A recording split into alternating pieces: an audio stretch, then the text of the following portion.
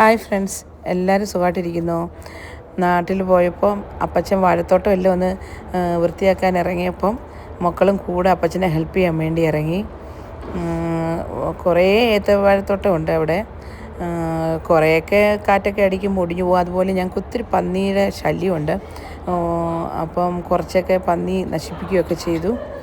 അപ്പോൾ അന്നത്തെ ഞങ്ങൾക്ക് ഡിന്നറിന് നമ്മൾ ഉണ്ടാക്കിയത് പുലാവും സലാഡും അതുപോലെ ബട്ടർ ചിക്കനും ആയിരുന്നു. സൂപ്പറായിരുന്നു. ബട്ടർ ചിക്കൻ ഒരു പ്രത്യേക ടേസ്റ്റായിരുന്നു. എപ്പോഴും ബട്ടർ ചിക്കൻ നമ്മൾ ഉണ്ടാക്കുമ്പോൾ ബോൺലെസ് ആയിട്ടല്ലേ.